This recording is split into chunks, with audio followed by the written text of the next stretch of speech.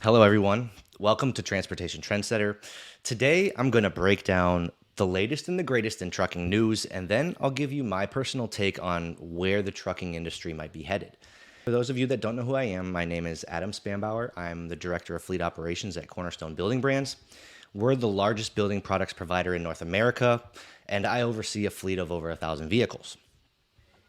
So we have a lot to cover, including tariffs on steel and aluminum, potential tariffs from Mexico and Canada, the broker transparency rules, and zero emissions vehicles requirements that are shaping up in California.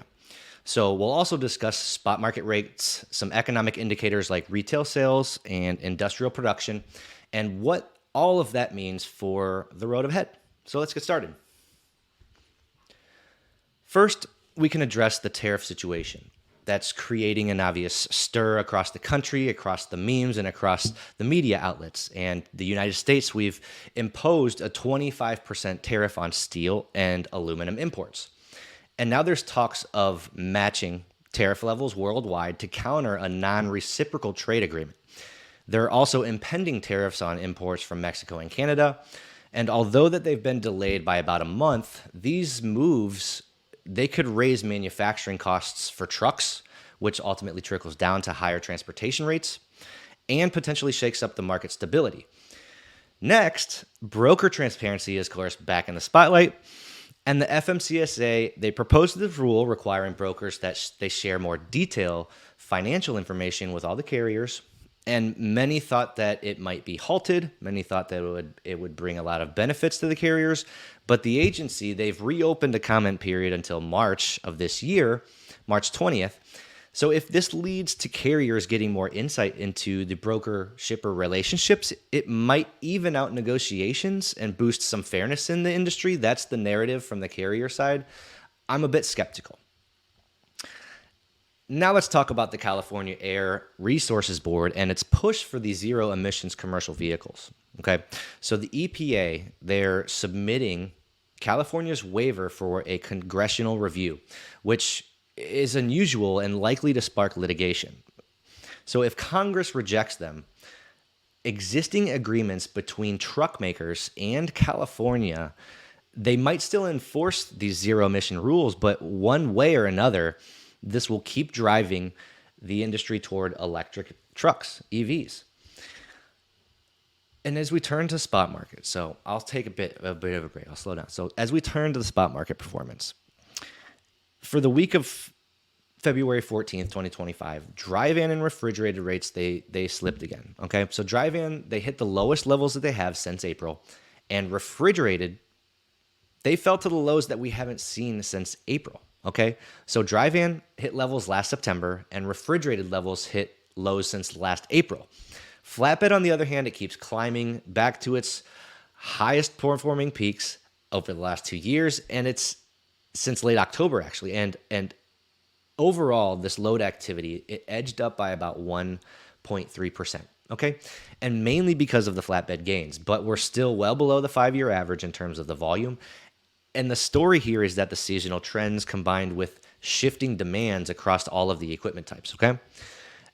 And if we pull back the lens and check out the broader economic picture, okay? So we take a step back and we look at industrial production. This ticked up 0.5% in January, and it's largely because utilities, the output jumped by over 7%. I don't know if anybody else realized that a lot of their utility bills were spiked, and that's just due to the cold weather. So manufacturing, however, it edged down slightly, and that's weighed in by the weakness in automotive, and the food and retail services, they slid by about 1.5% in January. So the biggest decline since March of 2023. And it's driven by a 2.8% drop in motor vehicles and the parts associated to the sales, okay? So when you think about the inventory levels, they're also in a JIT most oftentimes in the auto world is just in time. So the inventory levels are extremely lean. And if the inventory to sales ratio drops, and now we're seeing the lowest point that we have since September 2023, not a good sign. Along with mortgage rates, those have fallen 4 straight weeks, and they're averaging about I believe 6.7%, which it could help revive housing, but it will probably boost flatbed demand for construction materials. So we'll keep an eye on that. On the inflation front, consumer prices in January, they had the strongest monthly increase in 2 years, up about 0.5%, and it's mainly from higher shelter and energy costs. The producer prices, on the other side, they climbed more moderately, but it's still a reflection of upward cost pressure. And in the trucking sector, the producer price index for freight transportation, it rose 1.3%, and that's the highest that they've seen year-over-year jump since January 2023. And LTL saw the biggest leap in 5.7%. Okay? And that's while truckload only inched up by 0.3. So 5.7 in LTL, and truckload is 0.3.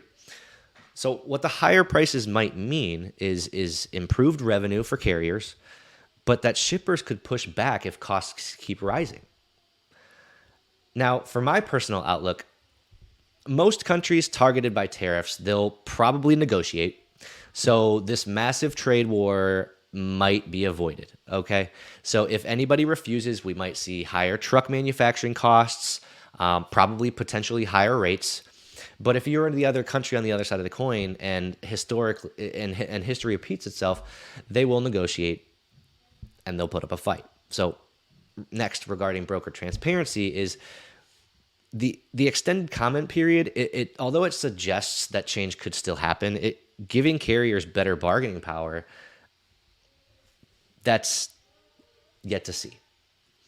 As for the zero emissions requirements, California might stay the epicenter of EV adoption, whether or not the waivers hold up in court.